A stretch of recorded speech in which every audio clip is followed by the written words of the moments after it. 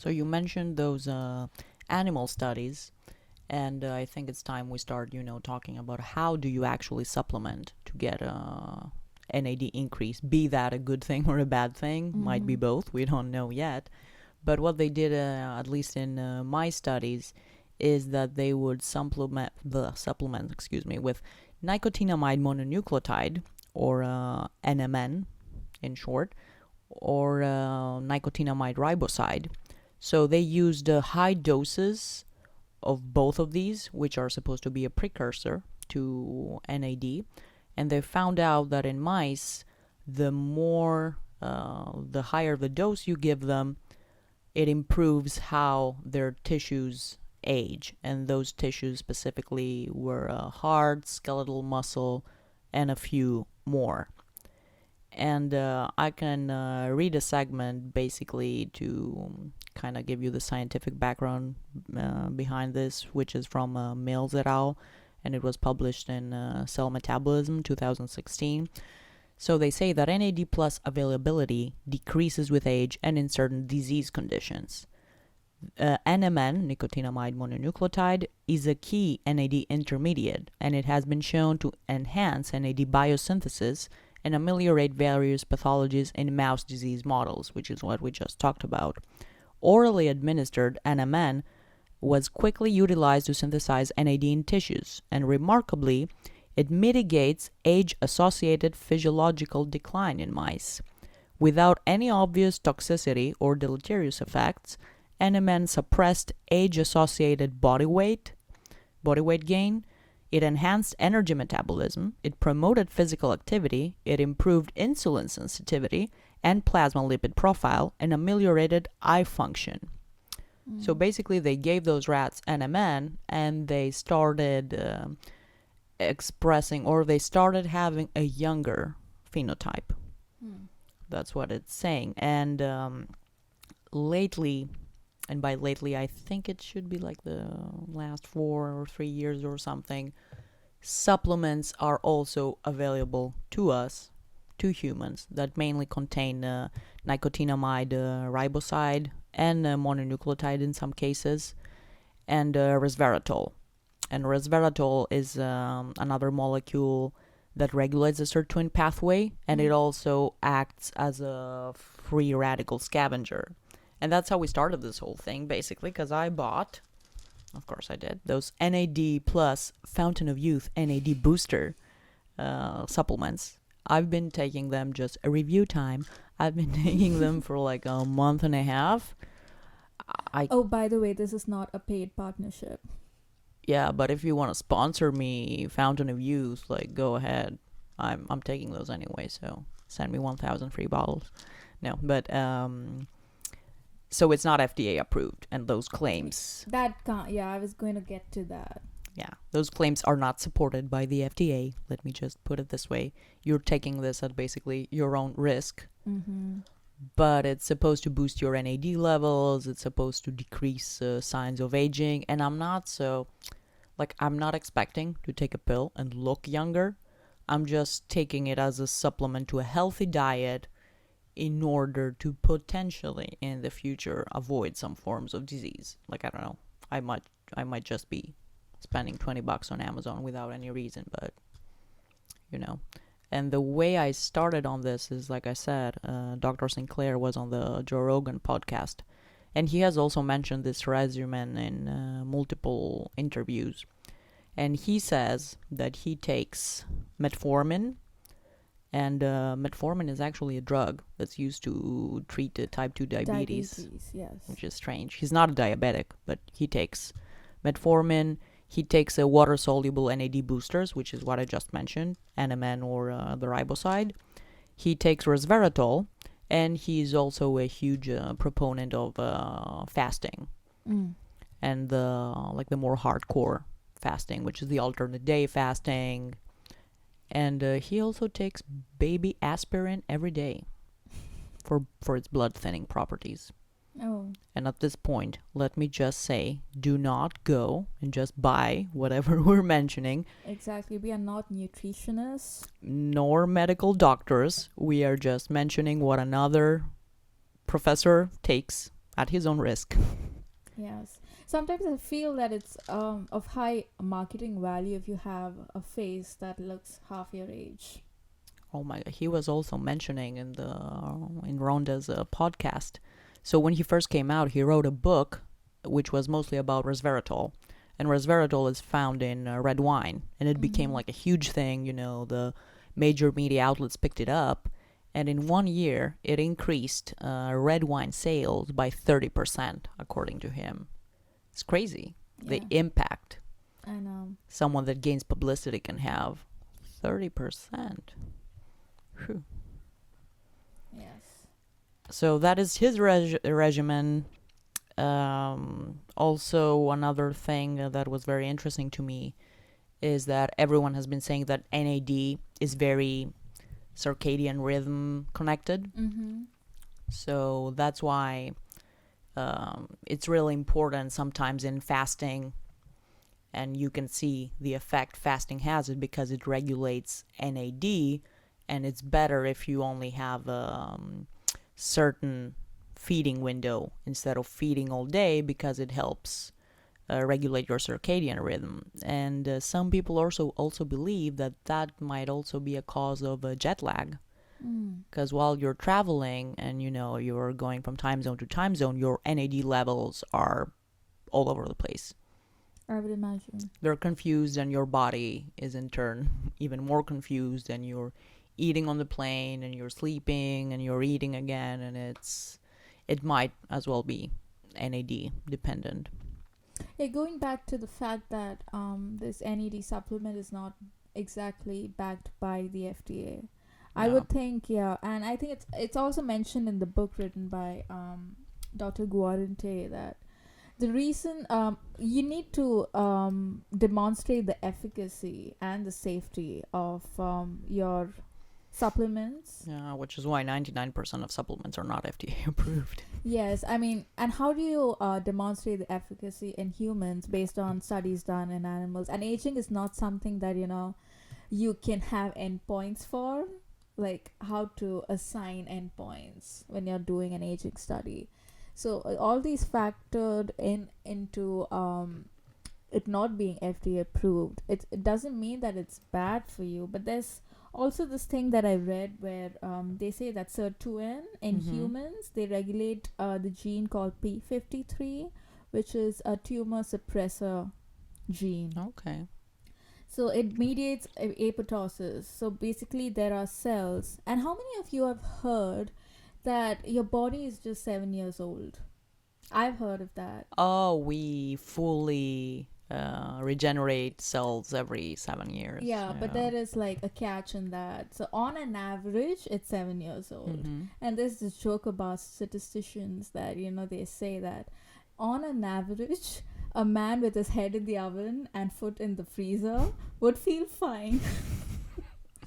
So you know what I'm saying. Yes. So don't let that mislead, I guess. mislead you. Yes. So on an average, our body is 7 years old, but actually there are cells in the brain and some other parts of the body that do not like regenerate itself. So it is as old as you are, which is why and the cells in your intestine lining your the epithelial cells that line in your intestines, I think they regenerate every few days. Oh, yeah. I remember that. But also on what you said that, and it's true.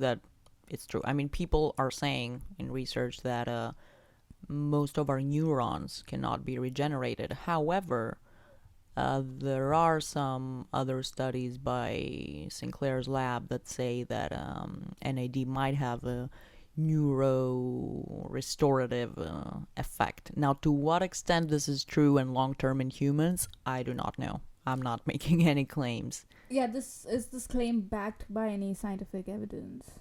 They do mice studies, and I Okay. think that was mostly back in the days where they would do like the worms and stuff and try to observe, because it's much easier to observe a nematoid.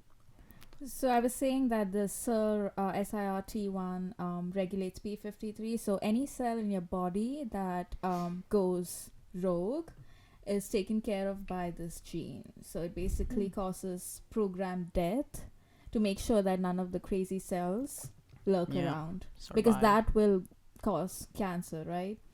So, so sirtuin has got a direct association with the regulation of P53, so it can activate the P53 and deactivate it also. Hmm.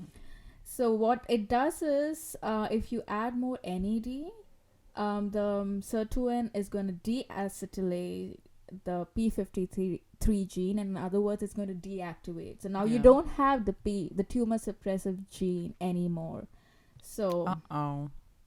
yes, and P53, because it regulates the death of cells, now it also like prolongs youthfulness, because it improves the survival of cells now, But Bec- cells in general, at the cost of yeah, in potentially also allowing cancer cells to abnormal survive.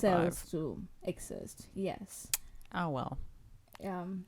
So You know what was interesting to me though? Again and again during this podcast, fasting keeps like coming back to bite us, and I'm like, should I do fasting again?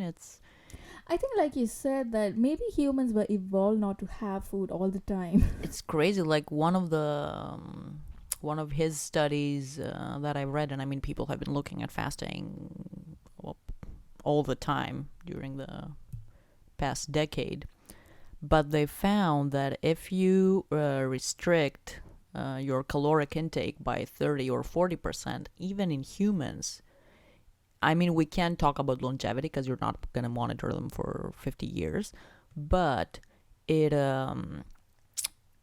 basically decreases your blood sugar levels. It Yes. decreases IGF-1, which in turn, through various very complicated pathways that I'm not going to mention, increases the autophagy of your cells. It allows for DNA repair, and it also allows for stem cell production.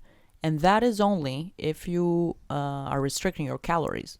Like nothing fancy about that. No NAD boosters, just the mere eating less. Mm. And fasting helps with that because I think it's much more sustainable if you just prohibit yourself from eating for 30% of the day rather than having to monitor, the caloric intake and the caloric density of the foods you take. So I don't know. I'm very like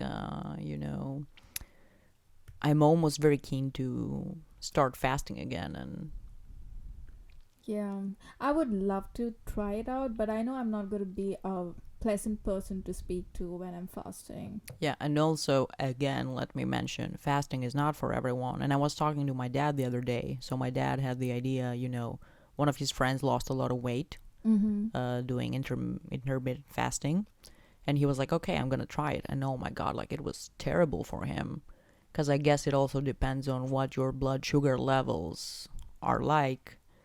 And he passed out. He was feeling like crap for days, like to the point where it's dangerous because you're passing Yeah. out. So it's not for everyone. Do not go and start like skipping a day of eating without consulting at least a medical professional, without having recent tests done and monitoring your insulin. Like this is no joke. So calorie restriction is like, you have to speak to a nutritionist, because there's Mm. a very fine line between restricting your calories and malnutrition. So don't mistake the two. So speak to a nutritionist before you get into that. And there are some side effects of restricting your calories too. At least some studies in mice have shown that, mice subjected to a low calorie diet are generally small in size. Yeah. So Yeah, especially if you get them in their growth cycle. yeah. And that is why no preteen or teen should be going through any type of restrictive diet, Yes. because you're in your growth cycle and you need all the nutrients you can get. Of course, follow a healthy diet, but do not try to restrict calories. We're talking about healthy adults that have been consulting with a nutritionist at some point in their life and know that they don't have any underlying conditions. If you're diabetic, if like this, it's a no-no. But yeah, I have tried it in the past. This is why I'm comfortable with doing it again. It was fine with me, with the only side effect being losing muscle mass in Mm-hmm. the long term. But if I can reap, I guess, the benefits of longevity and be here to bother you for like 50 more years, that'd be great. Yeah, why not? And I won't also have to worry about bringing lunch to lab because I could just skip a day. All right. All right, so yes, that was it. I think I mentioned something about studies done in humans, or studies looking at humans that live beyond 120 years. Ooh. These studies didn't have definitive conclusions, and Hmm. basically, there were other counter studies that basically didn't back the findings of these studies, Huh. and they were not conclusive in that they didn't mention about the reasons why certain individuals live up to the age of 120 or beyond. But some the recent research, however, suggests that humans cannot live beyond 125 years, and I mean, there are outliers in there are everything, but outliers. I think it has to do with a combination of factors, which is your genetic makeup, the place you live in, how much of sun you're exposed to, which your brings me to diet, exercise. yoga. There was a woman who did yoga all her life, and Mm-hmm. she's an Indian woman, and I think she is 92, and she is very much flexible. When I say flexible, I mean yoga kind of flexible. Jeez. Yeah, even at this age. I'm So 92. I yeah, woke up this morning and I almost broke my hip getting out of bed. I complain of back pains every now and then, and And yeah, you're it's telling me that my body's 7 years old? No, it's not. Because I remember my body when I was 7. My back did not hurt. yeah. On an average, Diana, it's 7 years old. Yeah, does that average include 50? Because, Yeah, always remember the joke about the statisticians. oh goodness. Okay, well, it was a pleasure talking to you about aging. Please remember you can send us any question, comments, death threats, or whatever you want at our email. Please avoid the latter. And yeah, anything else you want to add?